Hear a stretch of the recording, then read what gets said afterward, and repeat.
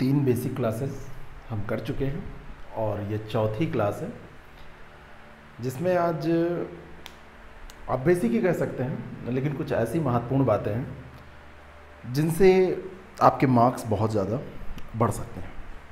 आपके प्रश्न हैं जो मुझसे पूछे गए हैं आपके द्वारा। इससे में मैक्सिमम मार्क्स कितने आ सकते हैं? क्या 120 150 में आ सकते हैं? यानी ये हो गया 80%। अच्छा निबंध लिखने के लिए क्या करें क्या ना करें, यही हमको आज बताना है। ये भी एक प्रश्न है आपका। और अगला एक किसी ने पूछा है कि आयोग क्या निबंध के बारे में कुछ स्पष्ट तौर पर लिख के देता है? ये आपके प्रश्न है। आयोग स्पष्ट तौर पर क्या आपसे चाहता है?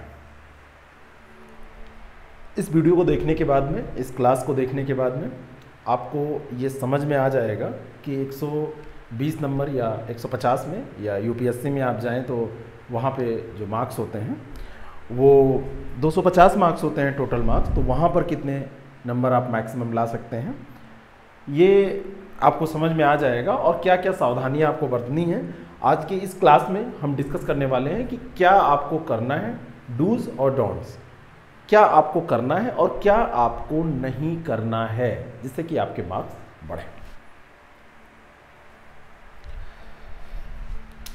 सबसे पहली बात, आपका प्रश्न 120 नंबर आ सकते हैं, यानी कि 80% नंबर आ सकते हैं। मेरा उत्तर है एस। 150 तक का पूर्णांक है, यहां तक में कुछ भी आ सकते हैं। 150 भी आ सकते हैं, आने को तो आ ही सकते हैं क्योंकि 150 इसकी लिमिट है। तो कोई भी चीज़ निश्चित नहीं होती है कि इतने आ रहे हैं या किसी टॉपर के इतने आए तो वो रिकॉर्ड टूटेगा नहीं, एक नंबर ज़्यादा आके टूटेगा, आ सकते हैं। आयोग क्या चाहता है यूपीएससी यूपीपीएससी निबंध के पेपर में? बाकी बातें हम कर चुके हैं, निबंध क्या होता है, कैसा लिखना चाहिए, कितना कैसे आपको सोचना चाहिए, सारी बातें हम कर चुके हैं। लेकिन किसी ने पूछा है कि ये आयोग क्या चाहता है, कौन सी चीज़ है जो निबंध में होनी चाहिए, और अगर वो आप पूरा करेंगे तभी मार्क्स भी आएंगे। ये दोनों बातें एक दूसरे से जुड़ी हुई हैं।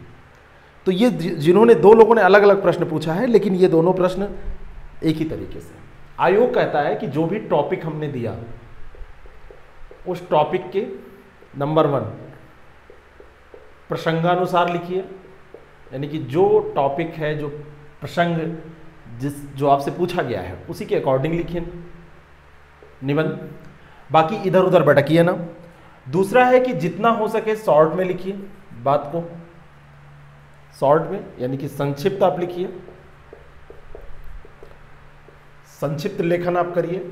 कम शब्दों में अगर बात कर सकते हैं तो कम शब्दों में, ज़्यादा बात करिए। किसी से अगर आप बात करते हैं और वो बिल्कुल किस जो फार्मूला होता है, keep in short and simple, तो वो अगर आप शॉर्ट में कर देते हैं तो मज़ा आ जाता है कि हाँ, इसने अपनी बात बिल्कुल कम शब्दों में कह दी, ज़्यादा इसने समय नहीं लिया। ये 2 बातें हैं। तीसरी चीज़ है, आप जो भी लिखिए वो सटीक हो। बात वही है कि संक्षिप्त होगा तो सटीक होगा। चौथी बात है प्रभावी हो, लेखन जो है आपको प्रभावी हो। कैसे बनेगा, सारी बातें पहले हम कर चुके हैं, वीडियोस पड़े हुए हैं, आप उसको देख सकते हैं। आपके कोर्स में भी पढ़े हैं, यूट्यूब पे भी है। प्रसंगानुसार लिखिए, संक्षिप्त लिखिए, सटीक लिखिए, प्रभावी लिखिए। प्रसंग के अनुसार का मतलब यह है, मैंने निबंध का जब आपको अर्थ बताया था तो मैंने कहा था एक तो ना बंधा हुआ और दूसरा है बंधा हुआ। बंधा किससे है? टॉपिक से, प्रसंग से बंधा हुआ। उसके इधर उधर बातें आपको नहीं करनी है, बहुत कम बातें इधर उधर आप कर सकते हैं, 5-10%। कोशिश करिए कि वो भी मत करिए। आपको आता है बहुत कुछ, लेकिन आप वो बात वहाँ पर मत लिखिए। जब नया नया आपको सीखते हैं तो आपको मन करता है कि हाँ, किसको सुना दें, किसको दिखा दें। नई कार आप खरीदते हैं तो लोगों को दिखाना चाहते हैं, नई घड़ी, आप नया शब्द सीखते हैं, नया कुछ भी, नया फ्रेंड बनता है, नया दोस्त बनता है, सब आप बताना चाहते हैं। निबंध में नहीं, प्रसंगानुसार लिखिए। जितना कम में लिख पाइए, जितने शॉर्ट में बात कह पाइए उतने शॉर्ट में उतनी सटीक बात करिए। फालतू की इधर उधर भटकाव वाली चीज़ें नहीं होनी चाहिए। प्रभावी लेखन करिए। 80% लाना है तो आ सकते हैं, 80% आने में कोई दिक्कत नहीं है। आएगा कैसे, क्या करना है, क्या नहीं करना है, और इसी के भरोसे हम बहुत सारी चीज़ें आज भी डिस्कस करने वाले हैं। निबंध सिलेबस में क्यों रखा गया, तो मैंने आपको बताया था कि निबंध गद्य की कसौटी मानी जाती है। जैसे पद्य जो है कवियों की कसौटी मानी जाती है, तो शुक्ल जी ने कहा, श्री आचार्य रामचंद्र शुक्ल जी ने, तो उन्होंने कहा कि जैसे कविता है, पद्य है कवियों की कसौटी, वैसे ही निबंध है गद्य की कसौटी। तो आपसे एक कसौटी वाली रचना, एक कसौटी वाली जो टॉपिक कुछ दिया जा रहा है, तो उस पर आपसे उन सारी चीज़ों को परखा जाना है जहाँ पे आप सबसे अच्छा लेखन कर सकते हैं। और जब आयोग ने ऐसा कहा ही है और फिर शर्तें भी रख दी हैं मोटी मोटी, तो आपको बहुत सावधान हो जाना चाहिए। खिलवाड़ करने से नंबर नहीं आएंगे। मार्क्स, एवरेज जो मार्क्स होते हैं वो 90 के आसपास, 95, 97, 92, है ना, 100 ऐसे रहते हैं, 105 अच्छे कैंडिडेट को। लेकिन अगर आपको लाना है कि 150 में आपको 120 मिल जाए, तो 115 तक तो आप आसानी से ला सकते हैं अगर इन बातों का ध्यान रखेंगे। वो बातें जो मैंने आपको पहले भी बताई हैं और आज व्यवस्थित तरीके से मैं बताने जा रहा हूँ। क्या करें और क्या ना करें। जिन लोगों का ऐसे में सपना है कि 80% मार्क्स उनको लाना है, तो उनको क्या करना है और क्या नहीं करना है, ये सूची उनके लिए बहुत ज़्यादा इम्पोर्टेंट हो जाती है। इससे वास्तव में जितना मल्टी डायमेंशन होगा, जितना ज़्यादा ओपन आप कर पाएंगे उस टॉपिक को, जितना ज़्यादा उसके बारे में सोच पाएंगे, जो कि मैंने मुद्दे भी आपको दिए थे कि कैसे कैसे आपको सोचना होता है, उतना ज़्यादा अच्छा आप लिख पाएंगे और उतना अच्छा ऐसे आपका माना जाएगा। सामाजिक, आर्थिक, राजनीतिक मुद्दों पर आपको हर ऐसे में विचार करना है। जहाँ पे ज़रूरी है सांस्कृतिक मुद्दों पर भी विचार करना है, जहाँ पर ज़रूरी है आपको राजनीतिक मुद्दों पर भी विचार करना है। हर एक हिस्से में सारे मुद्दे नहीं हो सकते, लेकिन हर एक हिस्से का सामाजिक पक्ष, हर एक हिस्से का कहीं ना कहीं आर्थिक पक्ष आपको मिल ही जाएगा। लगभग साहित्य वाले हिस्से का सामाजिक पक्ष भारी होगा, तो जो दूसरा हिस्से हो सकता है उसका वैज्ञानिक पक्ष या आर्थिक पक्ष भारी हो, तो मिल ही जाएगा। उस हिसाब से आपको इसको करना है, और जो भी करना है उसमें सोचने का प्रोसेस बहुत ज़्यादा ज़रूरी है। जब ऐसे लिखने की बारी आती है, तो सबसे पहले जो आप लोग गलतियां करते हैं उसमें ये होती है कि आप अध्ययन नहीं करते। अध्ययन न करने के कारण आप डायरेक्ट लिखना जब स्टार्ट करते हैं, तो हर स्टेप पे आप गूगल की या किताब की मदद लेते हैं, तो वो क्रमबद्धता, वो जो आपसे एग्जामिनर अपेक्षा कर रहा है, वो कंटेंट नहीं आ पाता है। मान लीजिए कि कृषि पे ऐसे लिखना है और आपने शुरुआत की सबसे पहले और गूगल बाबा से पूछा, गूगल में डाला, गए उनके पास और उनसे कहा कि बताओ एग्रीकल्चर होता क्या है। उन्होंने बता दिया परिभाषा, आपने भूमिका बना दी। फिर आपने कहा कि एग्रीकल्चर की समस्याएं क्या हैं, प्रॉब्लम्स इन एग्रीकल्चर, आपने उसको लिख दिया।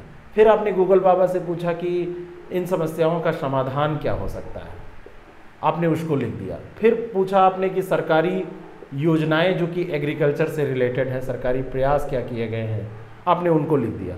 फिर आपने कहा कि अभी कौन से चैलेंजेस है या वर्तमान में आगे की राह क्या होना चाहिए, आपने उसको भी लिख दिया।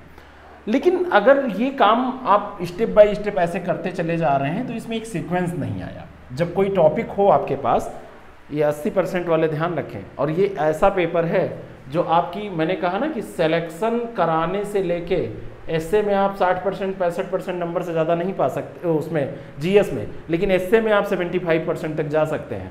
सिलेक्शन कराने से लेके रैंक यानी कि पोस्ट, है ना, को भी निर्धारित करता है। जीएस में आप फर्स्ट पेपर में बहुत अच्छा लिखेंगे, बिल्कुल बढ़िया से करके आएंगे, तो 120/200 60% नंबर हुआ। ऐसे ही सब में मिल सकते हैं, कम ज़्यादा जो भी, एक हाईएस्ट की बात।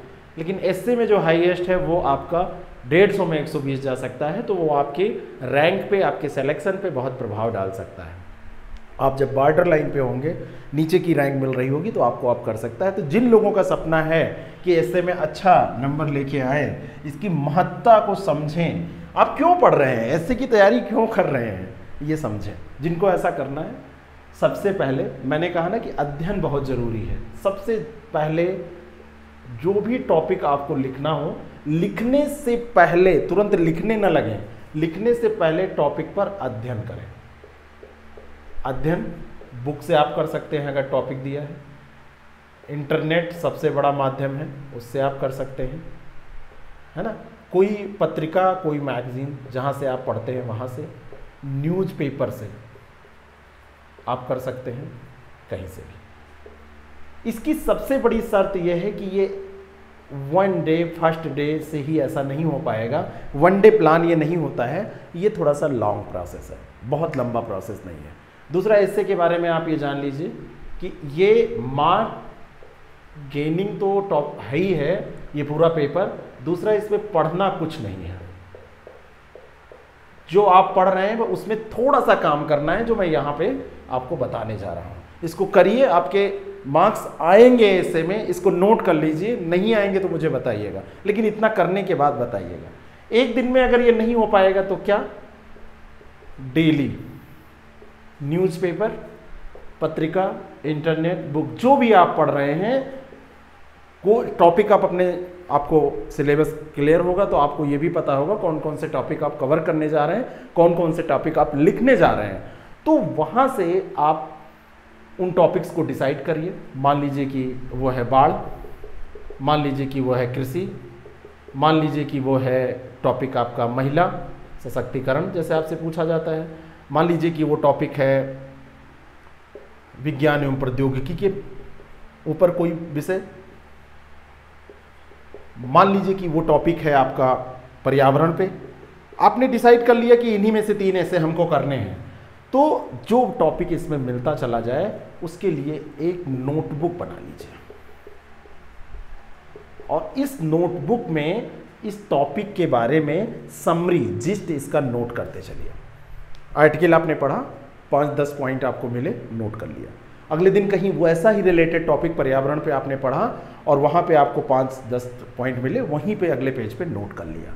पर्यावरण पे कभी भी आया और वहीं पे सतत विकास लक्ष्यों को भी आपने नोट कर रखा है, बार बार रिवीजन कर रहे हैं। कभी भी पर्यावरण या किसी भी महिला, कृषि, विज्ञान, बाढ़, सूखा, आपदा, यानी कि यहाँ पे इसको बाढ़ से की जगह आपदा कर दीजिए। ऐसा कुछ भी हुआ तो आपने सारी कटिंग्स कुछ रख ली हैं, कुछ नोट कर लिया है। ज़्यादातर कोशिश करिए कि आप उसको अपने हैंड राइटिंग में, अपने शब्दों में नोट करिए, क्योंकि ये निबंध का पूरा गेम है वो आपके शब्दों का जाल है। जितनी अच्छी अभिव्यक्ति क्षमता आपकी होगी, जितना अच्छा आप लिख पाएंगे, उतना अच्छा आपको मार्क्स मिलेगा। कई बार लोग बोल लेते हैं लेकिन लिख नहीं पाते, क्योंकि यहाँ पे कॉपी आपकी जानी है, इंटरव्यू में निबंध आपसे नहीं पूछा जाना है। तो इसको आप नोटबुक में टू द पॉइंट आप ऐसा करते चलिए। डेली का डेली ये करना है, ये करना है। अध्ययन यहाँ होता रहेगा। और जब अब आप कोई टॉपिक लिखने चलें तो अपनी नोटबुक को पलटें और वहाँ से निकालें अपनी सामग्री, और उस टॉपिक पे अब जैसा भी वो टॉपिक पूछा गया है उस हिसाब से फिर स्ट्रक्चर बनाएं। स्ट्रक्चर जरूर बनाना है। स्ट्रक्चर बनाने से क्या होता है, ये प्री प्लान हो जाता है कि हमको क्या लिखना है और कहाँ लिखना है, कौन सी चीज़ें स्टार्टिंग में लिखनी है, कौन सी बॉडी पैराग्राफ में लिखनी है, और कौन सी चीज़ें आपको कंक्लूजन में लिखनी है। नहीं तो यही पता नहीं रहता है तो उल्टा पुल्टा हो जाता है। ये तो बेसिक हो गया, इसके बिना तो काम चलना ही नहीं है। इतना तो आप 90 नंबर पाने के लिए भी इतना करेंगे, 90 मार्क्स पाने के लिए, 60% पाने के लिए भी इतना करेंगे ही। अब बात आती है 60% से ऊपर कैसे बढ़ा जाए। ये काम अगर आपने कर लिया जो मैं अब बताने जा रहा हूं, तो इसमें फिर आपके मार्क्स ये 1-1, 2-2% बढ़ने लगेंगे। ये मस्ट भी है। इतना से कम तो आपको अच्छा करने के लिए, इतना से कम तो करना ही नहीं है। अब आगे क्या है, अच्छे अच्छे कोट्स, उक्तियां, है ना, उक्तियां, कविताएं, उद्धरण, चाहे वो स्टार्टिंग की बात हो, चाहे मिडिल की बात हो और चाहे अंत की बात हो। उद्धरण, पंक्तियाँ, स्टेटमेंट, जो भी ये विचारकों के द्वारा, लेखकों के द्वारा कहे गए हैं, नेताओं के द्वारा कहे गए हैं, स्वतंत्रता संग्राम सेनानियों के द्वारा कहे गए, जैसा टॉपिक है, अगर एग्रीकल्चर पे लिख रहे हैं तो आपको एग्रीकल्चर पे, अगर स्वामीनाथन जी का कोई स्टेटमेंट आपको पता है, हरित क्रांति के बारे में आप लिख रहे हैं, उनका कोई स्टेटमेंट पता है, ग्रामीण विकास के बारे में लिख रहे हैं तो आपको कलाम साहब का पूरा जो PURA जो पूरा कार्यक्रम है उसका कॉन्सेप्ट अगर आपको पता है तो उस आधार पे आप लिखिए। मैंने कल भी बताया था आपको क्लास में कि जब भी आप बात कर रहे हैं अहिंसा की, कबीरदास जी आपके साथ खड़े हैं। जब भी बात आप कर रहे हैं अहिंसा की, महात्मा आपके साथ, महात्मा गांधी खड़े हुए हैं। उनके स्टेटमेंट को यूज करिए। ये लोग तो कहते हैं कि हमारे साथ, हमको साथ लेके चलो, मार्क्स दिलाएंगे आपको। मस्ट भी, बिल्कुल अच्छे से करिए। जितना हो सके साफ सुथरा लिखिए। मार्क्स पाने के लिए, बढ़ाने के लिए बहुत इंपॉर्टेंट है। साफ सुथरा कर लिखिए, हर हाल में जितना साफ हो सके, अस्पष्ट हो। एक से दूसरे पंक्ति के बीच में जो दूरियां हैं, बहुत लोगों की इतनी घनी होती हैं कि वो राइटिंग समझ में नहीं आती।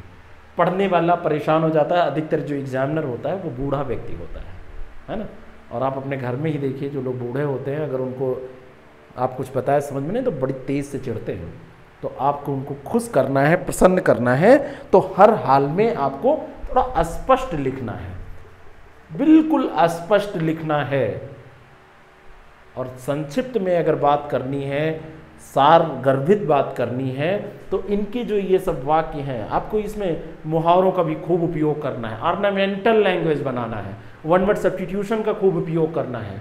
जितने लोकोक्ति मुहावरे आपको याद हो, वहाँ पे सेट हो रहे हो, खूब लिखिए। उदाहरण खूब ज़्यादा दीजिए। इसी में आता है ये कि उदाहरण आपको खूब ज़्यादा देने हैं। खूब उदाहरण दीजिए, जितना आप उदाहरण दे सकते हैं। उदाहरण देने से क्या होता है कि समझ में आ जाता है, आप चीज़ों को समझा सकते हैं। तो जितना आप उदाहरण दे सकते हैं उतना ज़्यादा उदाहरण भी दीजिए। बिल्कुल मत शर्माइए कि हम उदाहरण लिखेंगे तो वो उतना स्तरीय नहीं है। और ये जितने भी उदाहरण हों, ये आसपास के हों। कोई भी एस्से देश काल से स्वतंत्र नहीं होता है। टाइम एंड स्पेस से कोई भी एस्से ही नहीं, हम आप भी स्वतंत्र नहीं हैं। पूरा खेल देश और काल पर ही निर्भर करता है। समय कभी अच्छा है, कभी खराब है। समय कभी राजा बना देता है किसी को, कभी राजा को रंक बना देता है। शेयर मार्केट के व्यापारी, बड़ा बड़ा नाम, बड़े बड़े काम, उनके एक झटका लगा, पूरा रिस्क पे पैसा और डाउन हो गया। शेयर मार्केट डाउन हुआ तो उनकी ज़िंदगी भी डाउन हो गई और उससे जुड़े सारे लोग मिनटों में। और आजकल की जो स्थितियां हैं, जितना डायनेमिक, भाई जितना समाज स्थैतिक होगा, जितना रुका हुआ होगा, ठहरा हुआ होगा, जितनी कम गति होगी, उतना परिवर्तन उसमें कम होगा। लेकिन आज परिवर्तन ज़्यादा तेज़ी से होता है। तुरंत राजा रंक और रंक राजा बन जाता है। तो ऐसे में आप अपने आसपास के जो उदाहरण हैं उनको खूब लिखिए, जितना समझा सकिए। शुरुआत कैसे करनी है हम बात कर चुके हैं, कैसे क्या करना है, लेकिन ये काम जरूर करने हैं। जितना भी हो सके अंडरलाइन करिए चीज़ों को। लेकिन अंडरलाइन में दो चीज़ें ध्यान रखनी है, पॉजिटिव चीज़ों को, सही चीज़ों को। मैं ऊपर लिखे दे रहा हूँ, 6ठा पॉइंट तक यहाँ है जो करना है, और 7वां पॉइंट आपका यहाँ पे मैं लिख रहा हूँ कि जो जितना दिखा सके। आप शोरूम में जाते हैं, आप बात करते हैं कि हमको स्कॉर्पियो का S7 मॉडल चाहिए। शोरूम में जो गाड़ी खड़ी होती है वो S11 खड़ी होती है। उसको पता होता है कि वो S7 ही लेगा, वो दिखाता है S11 है। उसको पता होता है कि S7 को ही खरीदना है, वो टेस्ट ड्राइव S11 की देता है। आप उसके इर्द गिर्द जब घूमते हैं तो S11 आपके दिमाग में ऐसी छाप छोड़ती है कि आपको लगता है कि अब गाड़ी तो पक्का लेना है। आप चला के फील करके देखते हैं, वो बताएगा भी इसमें कोई अंतर नहीं है, बस बाकी सारी चीज़ें थोड़ी सी झाट फनूस जो है वो अलग से लगा हुआ है एक्स्ट्रा, बाकी सब सेम है। लेकिन उसके पीछे बहुत बड़ी स्ट्रेटजी होती है। आप गाड़ी खरीदने के निर्णय को पक्का कर लें और आज ही बुक कर दें, आज ही गाड़ी हो सके तो ले जाएं। इसके पीछे ये दिखाने का बहुत बड़ा मकसद होता है और वो सफल भी इसमें होता है कि वो S11 की फील आपको देके स्कॉर्पियो खरीदने के लिए मजबूर कर देता है। जो जितना दिखाएगा, आजकल का ज़माना यही है, जितना दिखेगा उतना बिकेगा। तो यहाँ पे आपको अंतिम मोक्ष की प्राप्ति सिलेक्शन से होनी है। इसके लिए जो भी करना पड़े वो करिए, अंडरलाइन करिए, अंडरलाइन करिए महत्वपूर्ण बातों को। लेकिन ये बातें आपको पता होनी चाहिए कि ये लगभग आप जो लिख रहे हैं ये सत्य हैं। कोई आपने गलत फैक्ट नहीं डाले हैं, सही फैक्ट डाले हैं। गलत वाले हों तो अभी बात करूंगा कि उसको अंडरलाइन नहीं करना है, ठीक है। ये तो बात घर पे तैयारी की हो गई। लेकिन जब आप एग्जामिनर के सामने लिख रहे होंगे, मतलब पेपर में लिख रहे होंगे, एग्जामिनर के सामने अब उसको जाना है, तो उसके पहले ये काम करेंगे। एग्जामिनेशन हॉल में बैठ के थोड़ी ना आपको कुछ करना है, ये घर पे करना है। कई लोग कहेंगे कि ये तो आप घर पे तैयारी की बात बता रहे हैं, एग्जामिनेशन में कैसे लिखें? जब घर पे तैयार करेंगे तब लिखेंगे एग्जामिनेशन में। बिना पढ़े थोड़ा सा अध्ययन किए, पढ़े का मतलब यहां अध्ययन से है, सीधे कोई भी टॉपिक ना लिखें। इससे क्या होगा? आपका निबंध अच्छा नहीं बनेगा, दोबारा आप प्रयास नहीं करेंगे, वही चीजें आपके दिमाग में सतही चीजें रह जाएंगी, ठीक है। अध्ययन करके तभी, डायरेक्ट आप लिखना शुरू ना करें। एक दिन में आपको नहीं आएगा, एक दिन में आप महारत हासिल नहीं कर सकते। ये बात बिल्कुल नोट कर लीजिए। कितना भी बड़ा कोई लेखक हो, कितना बड़ा भी विद्वान हो, जब कुछ लिखता है तो रिसर्च करता है, चीज़ों को पढ़ता है, समझता है, उसके बाद में लिखता है, जिससे कि वो एक अद्वितीय लेख बन सके, अद्वितीय रचना बन सके।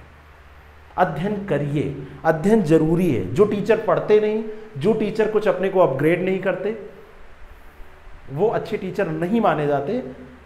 बात समझ में आ रही है? क्योंकि वो समय के साथ नहीं चल रहे होते। स्मार्ट बनिए, आधुनिक बनिए, मॉडर्न बनिए, समय के साथ चलिए, है ना।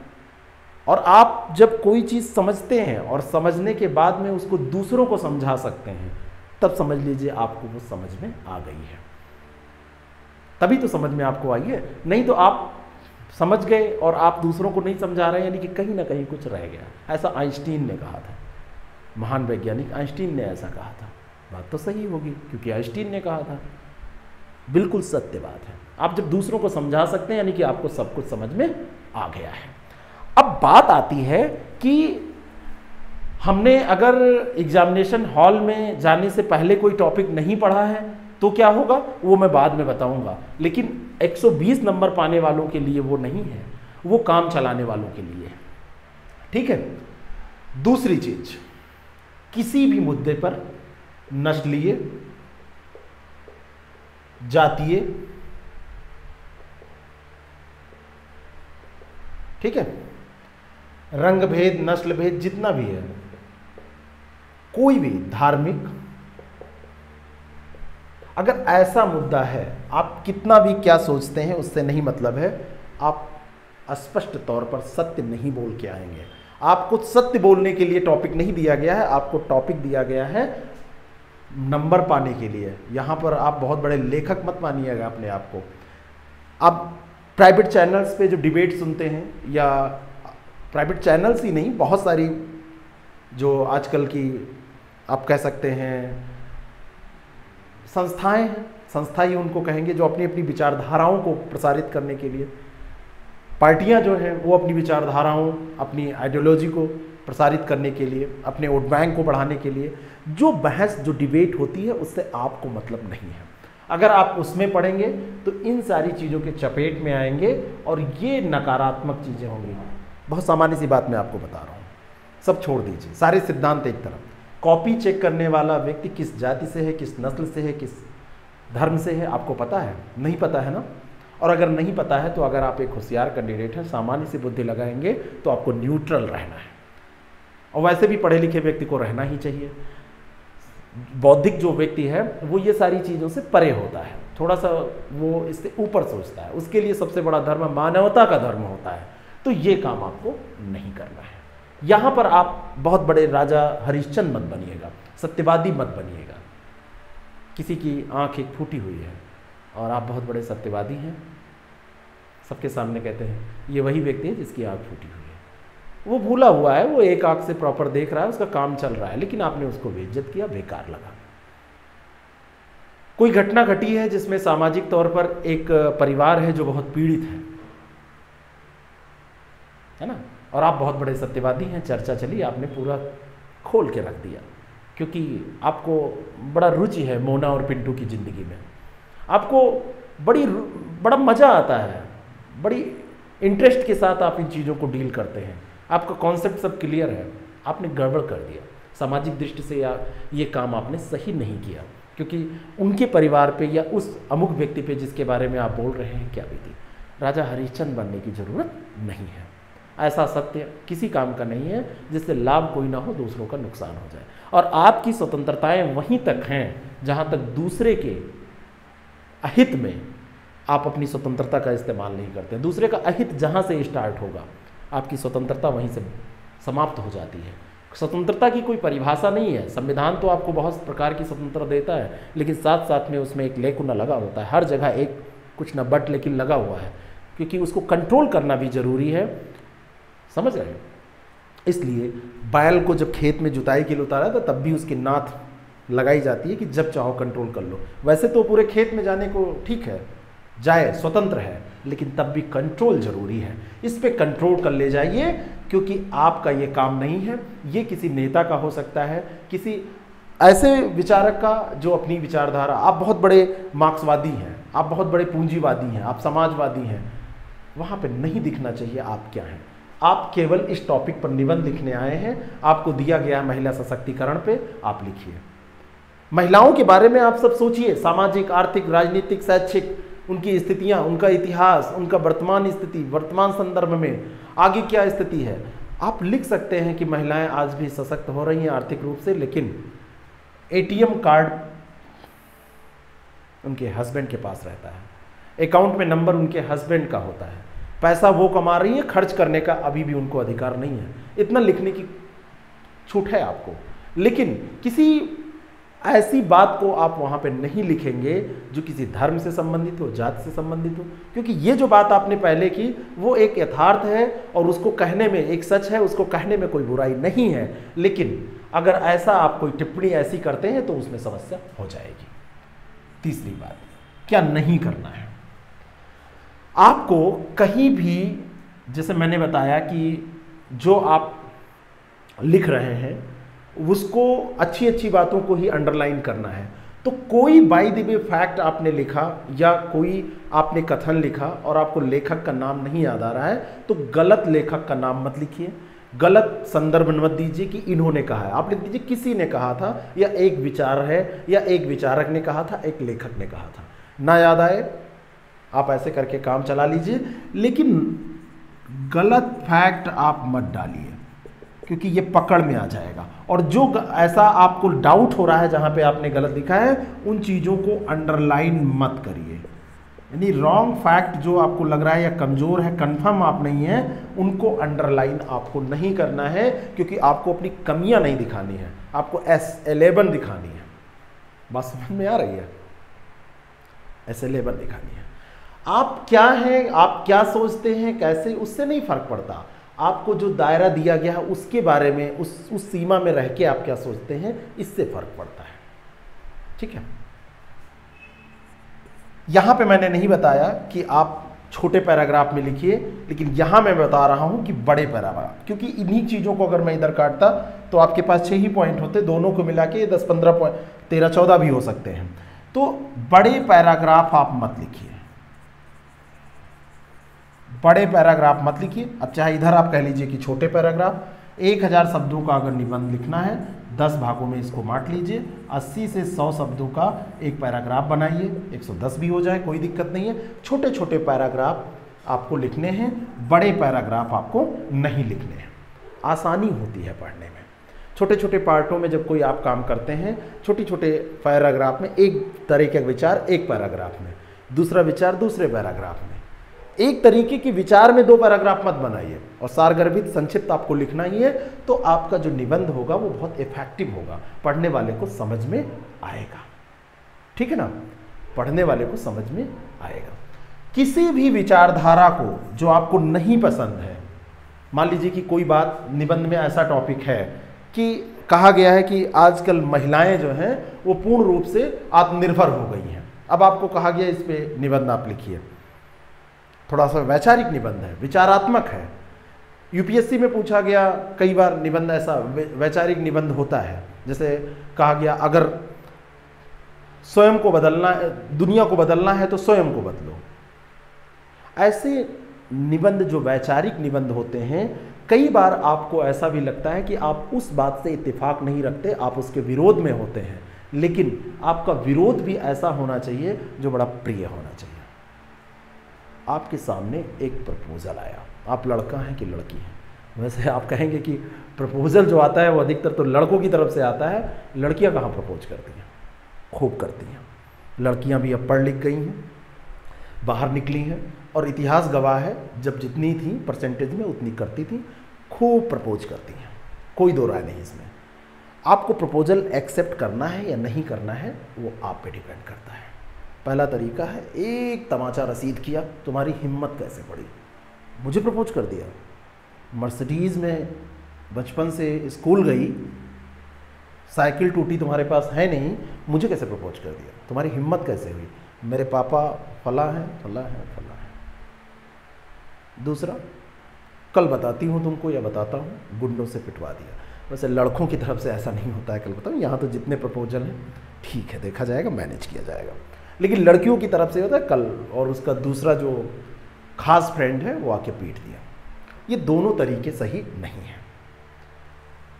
उत्तर ये होना चाहिए कि आप बहुत अच्छा हमारे बारे में सोचती हैं, आपने मुझे, या सोचते हैं, अब मैं तो सोचती ही कहूँगा, तो आप सोचती हैं, आपने बड़ा बढ़िया प्रपोजल हमारे सामने रखा, आप सुंदर हैं, सुशील हैं, और आपने इस लायक मुझे समझा, इसके लिए आपको बहुत बहुत धन्यवाद। लेकिन मेरे सामने ये समस्या है, अब उसमें कई चीज़ें हो सकती हैं, मैं पहले से इंगेज हूँ, या मैं अभी इस चीज़ के लिए तैयार नहीं हूँ, मेरा भी कैरियर है, मेरा परिवार है, जो भी आपका कारण हो, प्यार से समझाया जाए। तो इसको कहते हैं इज्जत के साथ मना करना। कोई भी टॉपिक आप उससे एग्री करते हैं या डिसएग्री करते हैं, कुछ भी है, आप प्यार से उसको कट करेंगे, ना कि सीधे कहेंगे मैं इस बात से बिल्कुल इत्तेफाक नहीं रखता। तो सीधा आप सीधे इनकार नहीं करेंगे और सीधा समर्थन भी नहीं करेंगे। आप बनने जा रहे हैं ऑफिसर, आप एक डिप्लोमेटिक वे में चीज़ों को डील करने की आदत डालेंगे, सीधा इनकार नहीं। इनकार भी कर दिया और बेइज्जत भी नहीं किया, आगे दोस्ती होने के चांस भी हैं, अच्छी चल सकती है, कॉफ़ी साथ में आगे पिएंगे, हम आपके दोस्त बन सकते हैं, तुरंत हाथ बढ़ाया, ठीक है। वैसे यहाँ पर भी सीधा इनकार, आपको किसी भी बात से इत्तेफाक रखते हैं या नहीं रखते हैं, आपको नहीं करना है। बात समझ में आ गई? कटिंग नहीं करनी है, जैसे यहाँ है साफ सुथरा स्पष्ट, लेकिन कटिंग नहीं करनी है तो नहीं करनी है। और कोई चीज़ अगर बाय द वे काटनी पड़ जाती है किसी रूप में, तो उसको एक बार बस ऐसे काट देना है, उसको डिजाइन नहीं बनानी है, वहाँ पे पेंटर नहीं बनना है। हो जाती हैं गलतियाँ कभी कभी, तो कटिंग ना करने के प्रेशर में तो ज़्यादा कटिंग होंगी, तो एक बार कट करके उसको वहाँ से निकल जाना है। बहुत परेशान बिल्कुल नहीं होना है कि अब कटिंग हो गई, हाय दादा अब क्या होगा। डायरेक्ट लिखने कि जब हम कोशिश करने लगते हैं, स्ट्रक्चर हम नहीं बनाते हैं, तो ये काम ज़्यादा होता है, बार बार हम चीज़ों को ऊपर नीचे करते हैं। सीक्वेंस पहले सेट हो जाता है, पहले से हम सोच लेते हैं, तो ऐसा गड़बड़ कुछ हमारे साथ नहीं होता है। सारे प्रश्नों के आपके जवाब भी ये हो गए। और ये सब चीज़ें जब नहीं होंगी, तो जैसे प्रवाह ब्रेक नहीं होना चाहिए, जैसे यहाँ पे रुकावट नहीं आनी चाहिए, कहीं पे भी ब्रेकिंग नहीं होना चाहिए कुछ, तो ब्रेक अगर हो गया तो थोड़ा सा पढ़ने में दिक्कत होगी। तो प्रवाहमयता बनी रहनी चाहिए, प्रवाह बिल्कुल बढ़िया से होना चाहिए। जैसे कई बार लोग पढ़ाते हैं तो लगता है ठहराव हो गया, और कई बार लगता है कि हाँ सब कुछ चल रहा है कंटिन्यू, उससे पीछे से बात जो है वो कनेक्ट है। ठीक है, तो ऐसा अगर आप सटीक निबंध लिखेंगे, उदाहरण आसपास के देंगे, ब्रिटेन अमेरिका के उदाहरण देने से अच्छा है आसपास के दीजिए। कोई ऐसी संस्कृति के बारे में आप मत लिखिए कि जिसके बारे में एग्जामिनर भी ना जानता हो, उसका नॉलेज आपसे ज़्यादा है लेकिन वो आपका परीक्षण कर रहा है, ना कि अपने नॉलेज को चेक करने के लिए कर रहा है। बात समझ में आ रहा है? तो आयोग क्या आपसे चाहता है, ये बात हमने की। ये करने के बाद जो निबंध आपका आएगा वो 75% मार्क्स पाने वाला होगा। डेली का जो टास्क है, कुछ ना कुछ आपको हर दिन जो भी मिले उसको लिख के ग्रुप में भेजते रहना है। जो हम लोगों का ग्रुप चल रहा है, जो हम लोगों के ऐप पे चीज़ें चल रही हैं, उसमें ये करते रहना है। और ये ऐसा कार्यक्रम आगे होने वाला, ये जितने लोग इसमें जुड़े हैं ये सब 75 के करीब पहुंच जाएंगे। बात समझ में आ गई? तो इतना करने के बाद आप देखिएगा आपके मार्क्स अगर 60% थे तो वो 70 क्रॉस होकर 75 को टच होने लगेंगे। ठीक है, थैंक यू सो मच। अगले क्लास में फिर हम मिलेंगे तो आगे की बातें आपसे करेंगे।